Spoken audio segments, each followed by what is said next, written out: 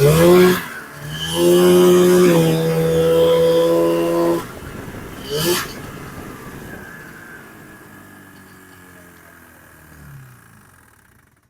there folks, and welcome back to the channel. Last time we were with the SRX, we took a look at the primary clutch, and as some of my viewers pointed out, there's a little more to the CVT system than just the primary, and we should look at the secondary too. So that's what we're going to be doing today. Up under the hood, you can see we've got a Comet 102C, and we're running currently N1 weights and a new purple spring.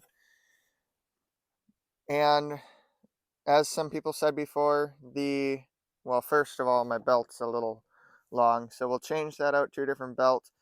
But we'll also take a look at the spring that's in our secondary. So I'll pull it off, we'll get it up in the bench, and go from there. So you can see I've got the secondary off of the snowmobile, and I think right now I'll put a video of what we had last year and how it was running. It was a little bit packy snow, so it's not the greatest.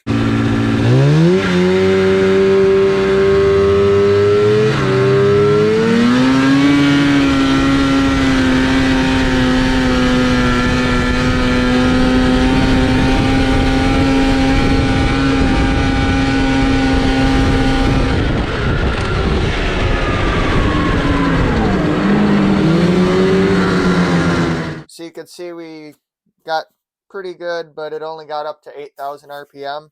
And really that engine makes the most power at 9,000 RPM, 93.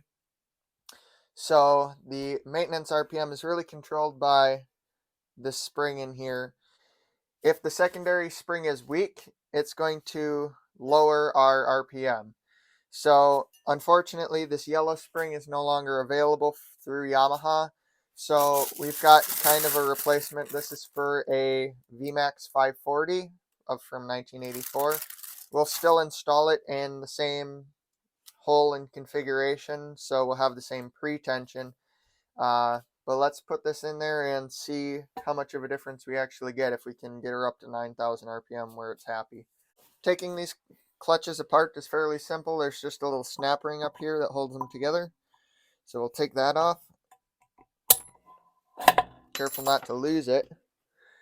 And you can see it just kicked one way.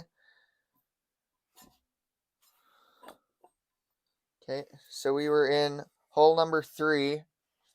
I know because I had that set before. But all we're going to do is take and pull this spring out. So that one's junk.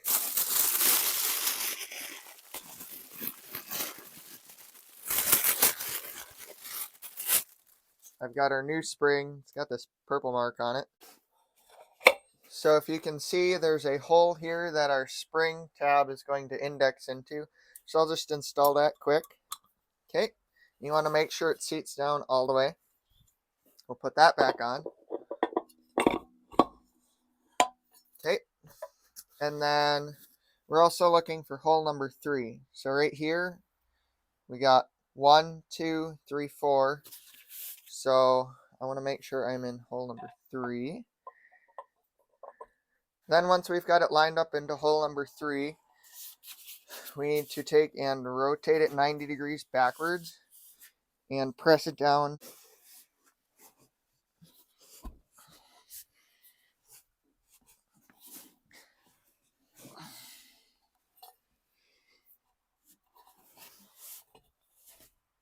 Ooh, this one is tough. Once we get it down far enough, then we have to quick get our snap ring back on too. You get the idea. I'm going to struggle with this for a little bit, and once it's back together, we'll put it back on the sled.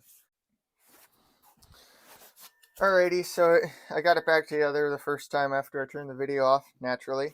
But if I just trying to rotate it like this, I can already feel it's got a lot more tension. So I think this is really going to help us. Let's go toss her back on the sled and do some test runs. This part is fairly easy. We just take and slide it back in here. It will index in with these splines. And then hopefully you didn't lose any of your spacers. Put that back on and torque it down to 36 foot-pounds. And then I also have a brand new Yamaha belt that we're going to be putting on since our old one is pretty stretched. So I'll install this.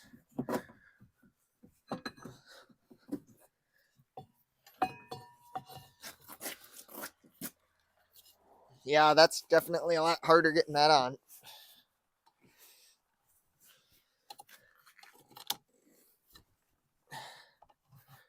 Okay, here we go.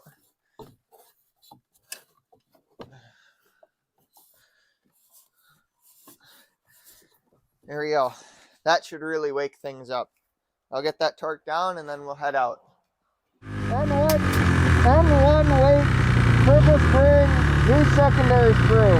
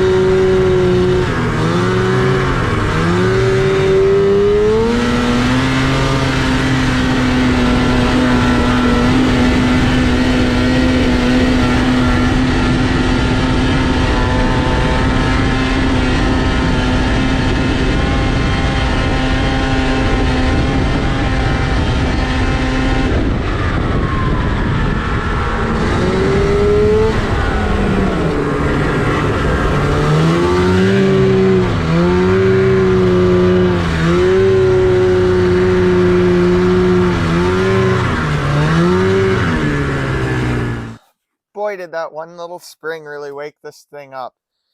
It's way more responsive to the throttle. It shifts way faster. It's quicker. I'm really happy with it. Now, obviously, we didn't have ideal conditions today. It was just a path I tracked out in the field. So it wasn't really packed, and I could tell it wanted a lot more. But conditions aren't there. Conditions aren't there. So I think I'm going to leave it at that with this sled now. Call it good. Um, yeah. If you like this sort of video, make sure you like, comment, and subscribe. And I'll see you next time.